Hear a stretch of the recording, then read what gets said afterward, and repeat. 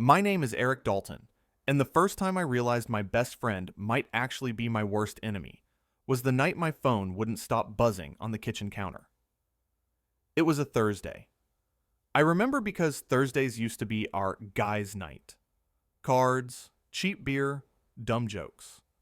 I was standing over a pot of boiling pasta, still in my work shirt, tie loosened, staring at my phone as it lit up over and over. Same group chat. Same four names. Different tone. Dude, what the hell? Tell me this isn't true. Call me now. I wiped my hands on a dish towel and unlocked the screen. At the top of the thread was a screenshot. My name, my face, and a post I had never written. If some of you knew what I knew about the guys I play cards with every week, you'd never let them within 10 feet of your wives. Just saying. Underneath, a caption. Funny how people act like your friends in person, and then talk like this behind your back. The account that posted it had my name on it, my picture, my city. Only one problem. I didn't write those words. I didn't post that screenshot, and I had never seen that account in my life. Let me back up. I'm 44. Married once, divorced once. No kids. I've worked in IT for most of my adult life. Not some genius hacker. Just a regular guy who knows his way around networks, passwords, and people who forget both. My world is pretty small. Work, gym, a couple neighbors I actually talk to, and the guys, our little circle that formed almost by accident years ago. There was Mike, who owned a small auto shop. Tony, a warehouse supervisor. Josh, who did freelance design from home. And Ryan. Ryan was the glue. He was the one who wanted everyone together. The one who organized poker nights, fantasy football, camping trips that never happened, but we liked to talk about. He was easy to like. He'd show up with a case of beer and say things like, "Boys, I brought something better than therapy." He had a quick laugh, good timing with jokes, knew just how far to push and when to pull back. If you'd asked me a year ago who my closest friend was, I'd have said his name without thinking. We met 15 years earlier, at a job I had back then. Different lives, different paths, but we kept in touch. Through my marriage, through my divorce, through job changes. He was the one who helped me move into my apartment when everything fell apart. I thought I knew him. Shows what I knew. The account that used my name was on a local social platform people in our area used for events, recommendations, gossip, the usual. I had one there, but I barely touched it. My handle was my full name, same profile picture I used for everything else. The account in the screenshot had the same name and photo, but the username had a tiny difference. 2 letters flipped. At first glance, it looked like me. That was the point. My group chat was on fire. Mike, you got something to say? Say it to my face, man. Tony, my wife saw this and is pissed. She asked if I'm that type of guy. Josh, what are you doing? Then a text came in directly from Josh. Josh, bro, did you get hacked or what? I typed back with stiff fingers. Me. That's not my account. Somebody faked it. Josh, you serious? Me. Dead serious. Check the username. It's wrong. There was a pause. Then, Josh. Okay, I see it now. Still, this is bad, man. No kidding. Within an hour, 2 more screenshots showed up. Other posts from the fake account. One called the guys lazy dads who drink more than they parent. Another said, "It's wild how some of these guys pretend they're loyal when I've seen them messaging other women at midnight." Each one was crafted just right, sleazy enough to cause damage, vague enough to be denied, personal enough to cut. And it all looked like it was coming from me. My stomach felt like it had been filled with sand. My first instinct was to defend myself. Explain. Tell everyone it was fake. But I know how people are. When there's smoke, they don't look for the wiring. They just see fire. I screenshotted everything and sat down at my tiny kitchen table. Who would do this? I don't have enemies. I don't owe money. I didn't steal anyone's girlfriend. I thought through the obvious possibilities. A random troll? Unlikely. No reach? No reason. Someone from work? Nothing lined up. I keep my personal and work lives separate. Someone in the circle? The thought made me uncomfortable. It also wouldn't leave. I scrolled through the comments on the fake posts. People I barely knew piled on. Wow, what a snake. Imagine calling yourself a friend. Guys like this ruin everything for everyone.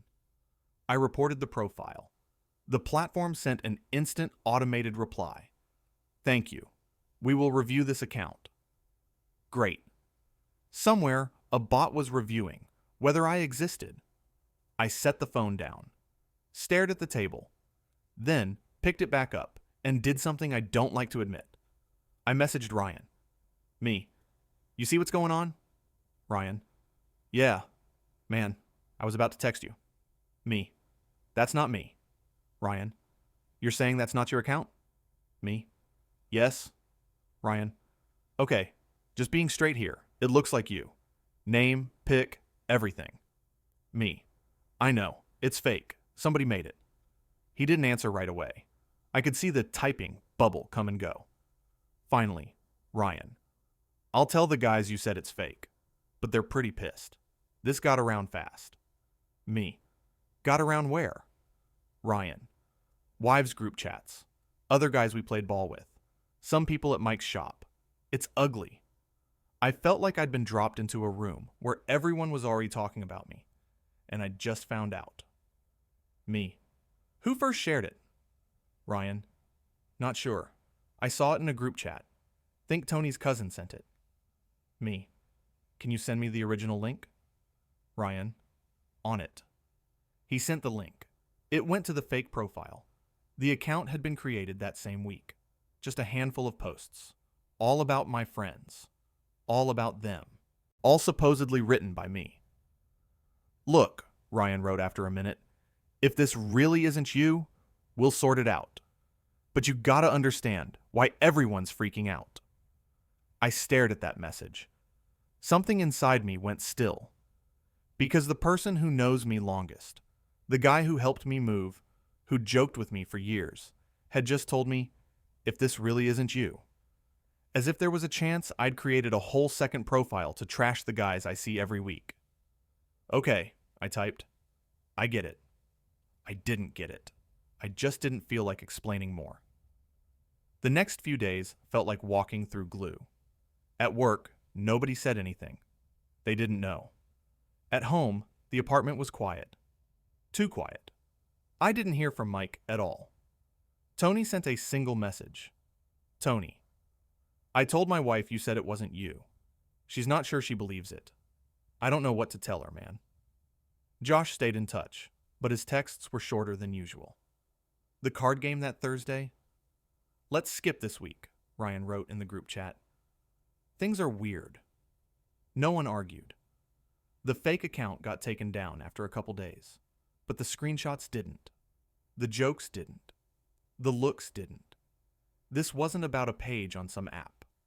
This was about what people decided to believe. And so far, it wasn't me. You know that saying, I wouldn't wish this on my worst enemy? Watching people doubt you when you're telling the truth? I wouldn't wish that on anyone. I couldn't let it go, though. Something in me refused. Maybe it was pride. Maybe it was survival. Maybe it was just the simple fact that I hadn't done what I was being judged for. So I did what I know how to do. I stopped reacting, and I started digging. First step was simple. Get the basics. I emailed the platform's support, not just using the report button, a real message. Someone has created an account impersonating me. They used my name, photo, approximate location, and are posting defamatory content about people I know. I need the creation date, last login time, and any information you can legally share about the IP address or device used. I didn't expect much. Most companies don't hand that stuff out easily. Still, I wrote it. Second, I spoke to someone who, frankly, I should have talked to sooner. Josh. He's the most level-headed of the group. He also pays attention when other people don't. We met at a diner a few blocks from my place. Not our usual bar. Neutral territory. He slid into the booth, nodded at me. He looked tired. "Hit me," he said. "Tell me everything you know." So I did. I laid it all out. The fake profile, the posts, the timing, the way it came out of nowhere. Then I asked him something I already knew the answer to, but wanted to hear aloud. "You think I did it?" He sat back. "I don't want to," he said. "It doesn't sound like you. But I've also seen people do weird stuff when they get bitter, or feel left out, or want attention.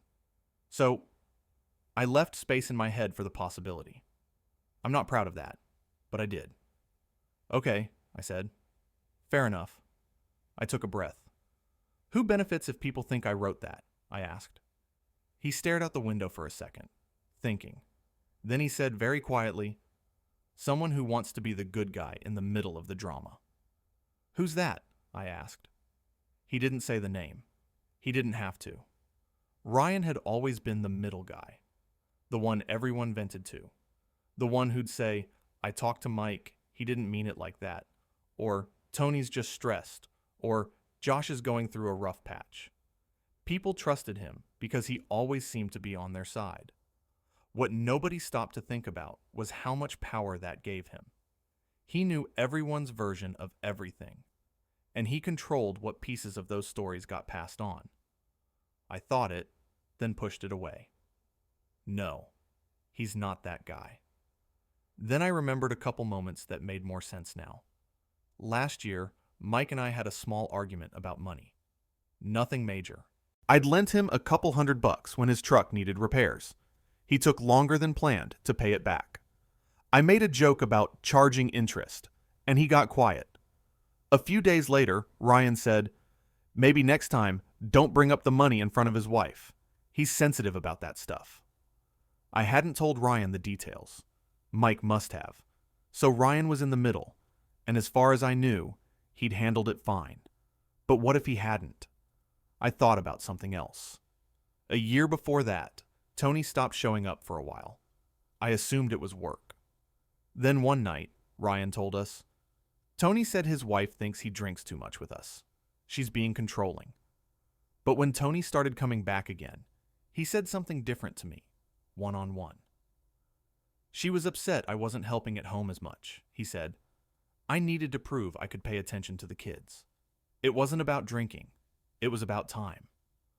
Those two versions weren't the same. I started seeing little cracks in the stories Ryan told. Maybe they were harmless. Maybe they weren't. I had to be sure. The platform actually wrote back. Not the typical canned line. A real message. "Eric, thank you for contacting us. We have confirmed that the account you reported was created 3 days prior to your report and has now been removed for impersonation. For privacy reasons, we cannot disclose specific IP or device data without a formal legal request, but we can confirm the account was created from within your metropolitan area, from a mobile device, and accessed 3 times, on creation, and twice more to post content." It wasn't much, but it was something. Same city, mobile device, small window of activity. If this had been some random kid or troll, they'd probably keep going as long as they could. This was fast and specific. I sat there with my phone, thinking, who do I know in my area who knows my full name and face, knows exactly enough about our group to write those posts? Has my number would enjoy helping clean up the mess afterward? You can guess where my brain went. I still didn't want to accuse anyone, though. That's not who I am. So I decided to do something I am good at. Set a trap. Not a dangerous one. Not illegal. Just honest, in a focused way. I started by changing how I talk to people. Nothing dramatic. No confrontations. Just small, controlled pieces of information. I called Tony one evening. We talked about normal stuff for a while. Kids, work, The game on Sunday. Then, casually, I said, "Hey, I've been thinking about that whole mess with the fake account. I'm going to talk to the league guy who runs that app. See if he can tell me anything about who's behind it." Tony said, "Huh, think that'll help?" "I don't know," I said, "but it might. He has access to IP logs and device fingerprints. I know a little about that stuff. Sometimes you can't hide where something comes from."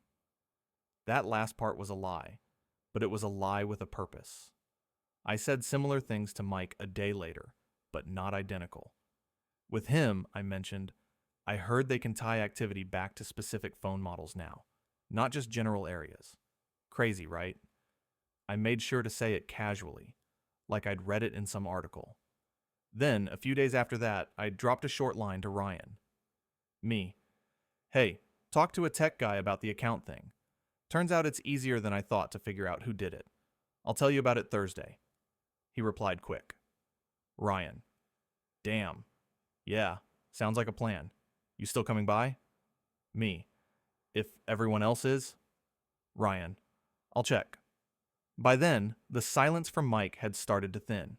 He sent a brief, "What's up, man?" earlier that week. Josh said he'd be there.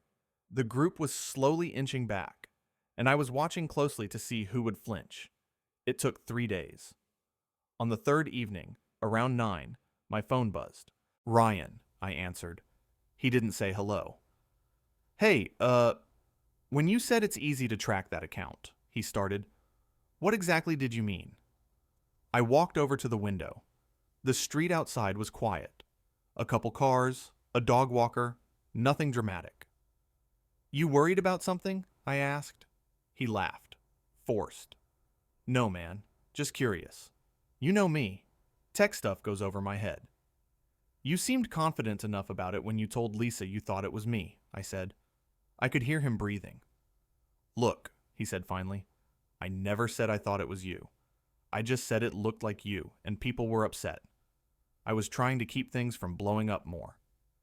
You told Tony's wife that if it was me, that'd be disappointing, but not surprising," I said. Silence. I knew that because Tony had told me, reluctantly, after I asked him very specifically what Ryan had said. He didn't want to at first, but I pressed. "Ryan said that?" I'd asked him. "Yeah," Tony had said quietly. "He also said you'd been a little weird lately." Now, on the phone, Ryan finally replied. "Okay, maybe I said something like that," he muttered. Everyone was heated. I was trying to calm people down. "That's an interesting definition of calm," I said. There was a long pause. "Do you really think I'd make a fake account to trash you guys?" I asked. He hesitated. "No," he said. "Not really. That's why I wanted to know what this tracking thing means." I let that sit for a second. Then I said, "It means if someone used their real phone, their real connection, and they're in this area, they should probably hope they didn't piss off the wrong guy." I didn't raise my voice. I didn't threaten him. I just gave him space to panic. He took it. "Look, man," he said, "people do dumb things when they're mad or bored. It doesn't always mean they're evil." "Who are you talking about?" I asked. "Just speaking generally." "Ryan," I said, "why don't you come by my place tomorrow before everyone gets here? We can talk in person." He didn't like that. I could hear it. "I'm working late tomorrow," he said quickly. "Might just show up right at game time." "That's fine," I said. "We'll talk then." We hung up. My heart was beating faster than I'd expected. Not because I was scared of him, more because I realized I was probably right. And there's a particular kind of sadness that comes with being right about something you don't want to believe. I didn't have any real IP data. I didn't have logs. I didn't have device fingerprints. What I had was something better. People's own fear of being found out. But fear alone wasn't enough. I didn't just want the truth for myself. I wanted it where it mattered most. In front of the guys he'd been poisoning against me. So I made a plan. Simple. Clean. and as fair as it could possibly be under the circumstances. Thursday came. We still met at my place twice a month for cards. That hadn't changed, at least not officially. The fake account mess had put things on pause, but not killed it. I vacuumed, cleared the table, set out the chips, put a six-pack in the fridge. Normal. At 7, Josh arrived. He gave me a look that said, "You okay?" in 1 second. "I'm all right," I said. "Thanks for coming." Mike showed up 10 minutes later. We shook hands a little stiffly. "Good to see you," he said. "You too," I said. Tony texted that he'd be late. "Kid's meltdown," he wrote. That was believable. Ryan showed up last. He walked in like nothing was wrong. "Boys," he said, clapping his hands together. "Let's pretend we're not middle-aged for a few hours." He dropped into his usual chair. I watched him. Same grin, same casual movements, but his eyes flicked to me more than usual. He was checking, seeing what I knew. We started the game. Small talk at first. Work, news, traffic, nothing serious. I let the first 30 minutes go by like any other night. Then, on a natural lull in conversation, Josh said, like we'd rehearsed because we had, "So, Eric, what did that tech guy say? About tracking that account?" Ryan's hand stalled for just a fraction of a second as he reached for his cards. I didn't look at him. I looked at Josh. "He said it's interesting," I replied, "because it wasn't done from a random place. Whoever made it used a phone that's been to my house more than once." The room got quiet. "I won't know for sure until I file something official," I added, "but I have a pretty good guess." Ryan spoke up, too fast. "That sounds like a scare tactic," he said. "You seriously gonna drag lawyers into this over a stupid fake account?" I turned to him now. "It stopped being stupid when it trashed my name," I said calmly, "and messed with my friendships." "Come on," he said, half laughing. "Nobody really believes you wrote that. We all know you." "Do we?" I asked. "Because a week ago, you told Tony's wife it wouldn't be surprising if I did." He looked at Tony. Tony looked down at his cards. There it was. The first crack, right in the air of the room. "I was trying to calm her down," Ryan said again. "By saying that?" Tony asked quietly. "Because it didn't calm her." "Or when you told Mike that I said he never pays people back?" I added. Mike's head snapped up. "He what?" he said. "Wait, you didn't say that?" Mike looked between us. I shook my head. "I joked about interest one time," I said. "In front of you. That was it." Mike stared at Ryan. "You told me he'd been talking about it to others," he said. "Like I was some deadbeat." Ryan shifted in his seat. "Look, maybe I exaggerated," he said. "I was just being the middleman," Josh cut in. "You know something, man. For a middleman, you do a lot of shaping how people see each other." Ryan's jaw tightened. "I'm not the one who's under suspicion for that account," he shot back. "That's the thing," I said. "You're the only one who seems really worried about it." I reached into my pocket and pulled out a folded sheet of paper. Every move felt heavy, slow. "This is a printout of what the platform sent me," I said. "No IP address, no exact device, but enough to know it wasn't somebody across the world. It was someone right here in our area, on a phone that doesn't belong to a random stranger." Ryan scoffed. "Wow, Eric, you printed an email. Congratulations." He tried to laugh, but no one joined him this time. "Let me ask you something," I said. "If I was angry at you, or bored, or wanted attention, you think I'd be dumb enough to do it that way? Using a name and photo that pointed straight back to me? When I know exactly how this stuff works?" No one spoke. I went on. "But let's say someone else wanted that effect. Someone who doesn't really understand tech. Someone who thinks, if I make it look like him, people will believe it. And if it gets bad enough, I can play the hero. Be the one who says, 'Guys, calm down. I'm sure he didn't mean it.'" I looked at him, directly now. I don't have hard proof, I said, because the company won't name the device without a warrant, and I'm not going to court over this. But I will say this. The only person whose behavior changed when I mentioned tracking it is sitting at this table. The room was very still. Mike stared at Ryan. Tony, who had slipped in quietly 15 minutes earlier and said almost nothing, was watching too. Josh folded his hands. So, if you've got something to say, I added, this would be a good time. Ryan's face hardened. You're out of your mind, he said.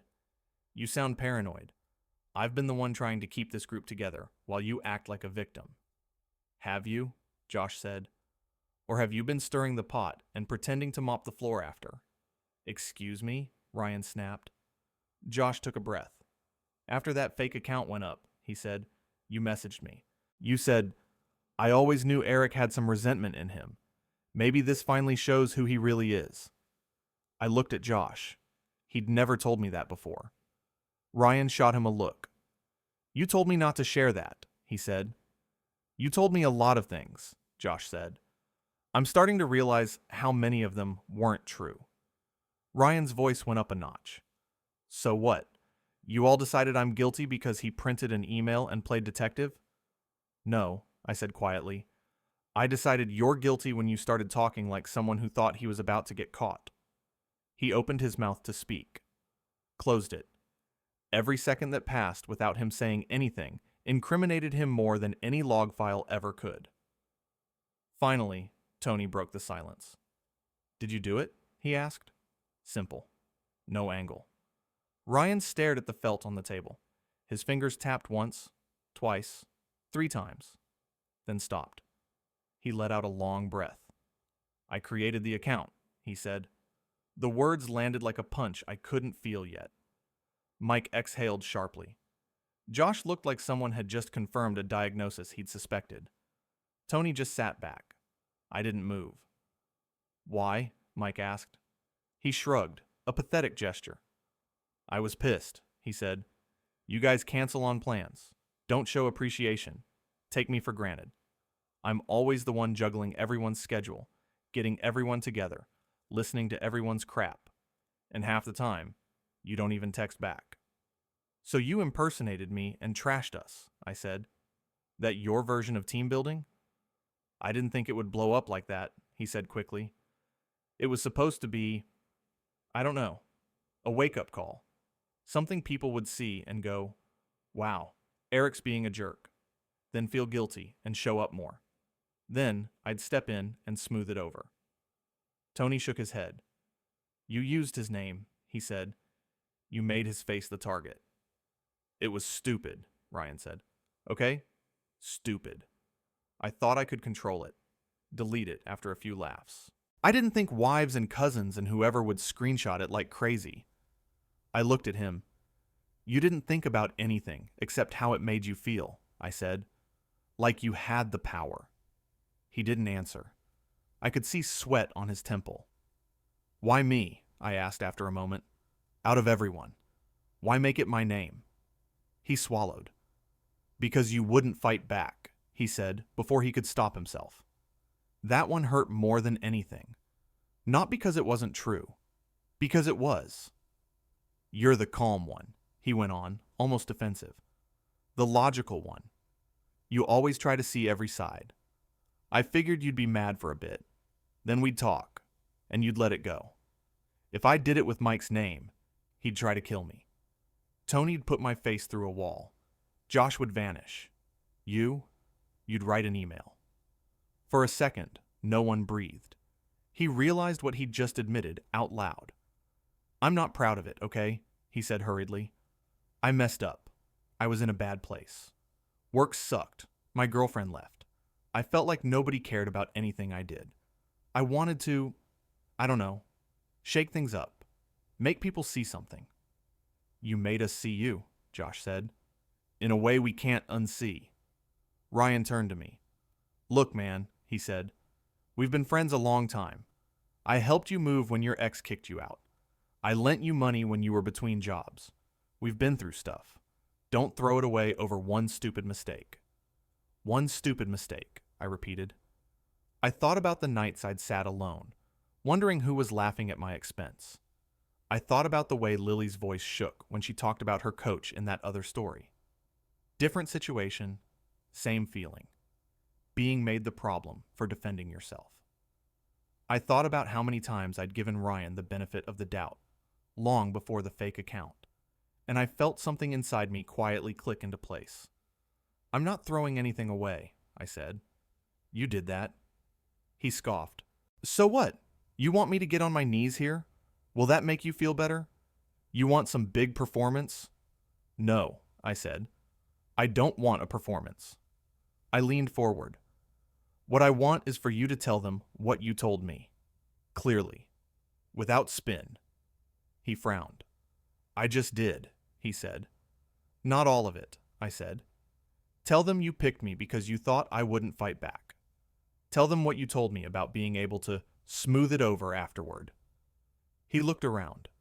Shame is an ugly thing to watch on someone's face, but it's also honest. I chose Eric because I thought he was the easiest to manipulate, he said, the words sounding like someone else was forcing them out.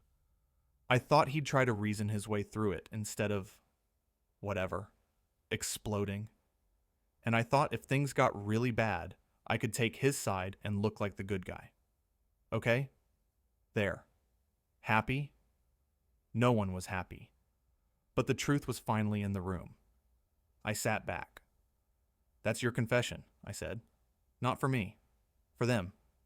He stared at me. You knew, he said slowly. You never had any tracking stuff. You played me. I let you tell the truth, I said. That's all. He stood up. Congratulations, he said bitter. You got your little revenge. You turned everyone against me. Enjoy your pure little circle. He grabbed his jacket. No one stopped him. He paused at the door. Turned. You'll miss me when you're sitting here bored out of your minds with nobody to put you together, he said. Then he left. The door clicked shut. We didn't start the game up again right away. For a while, we just sat there, like people after a small earthquake, waiting to see if there would be another tremor. Finally, Mike spoke. I feel like an idiot, he said. Me too, Tony added. I let him talk me into doubting you. I'm sorry, man. Josh ran a hand over his face. I knew something was off, he said. The way he talked about you, about all of us. But it was always wrapped in this I'm just being honest thing. I should have said something sooner. I shrugged a little. Maybe, I said. But he needed to say it, not us. Tony looked at the door, then at me. So what now? He asked. We just cut him off? I thought about that. About loyalty. About forgiveness. About how sometimes people use those words like shields to hide behind when they don't want to face consequences. I'm not going to hunt him down or badmouth him, I said. If he ever decides to own what he did without blaming his mood, or his job, or us, maybe we can talk. But until then, I don't want him in this room. Not around this table. They all nodded. Simple as that. No ceremony. Just a quiet line in the sand. The fallout didn't stop that night.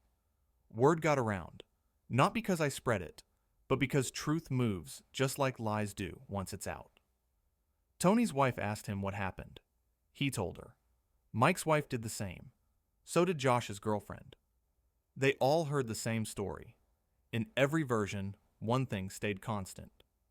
He admitted it, in front of us. The fake screenshots lost their power. The jokes quieted. Some of the people who'd been quickest to judge me sent awkward, "Hey, sorry about that" messages. I didn't respond to all of them. You don't have to. You don't owe everyone your time just because they finally realized they were wrong. But I did say one thing to myself. I'm not going to become the thing I just took down. I wasn't going to make my own little anonymous posts about Ryan. I wasn't going to warn everyone with gossip. If they asked me directly, I told them the truth. If they didn't, I let it be. I'd gotten what I needed. Not revenge in the flashy sense. Something better. Balance. A few months later, on a random afternoon, my phone buzzed. Unknown number. I almost ignored it, but something made me pick up. Hello? Silence for a second. Then, it's Ryan. I didn't say anything. He went on. I got a new number, he said.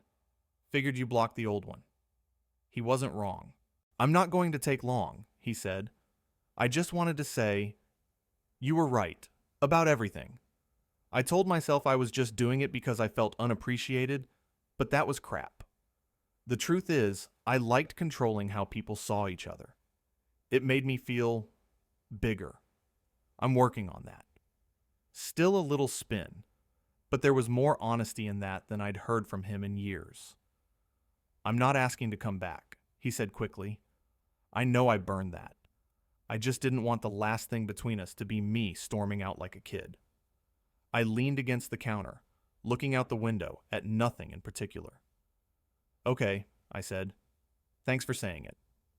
He waited, maybe expecting more.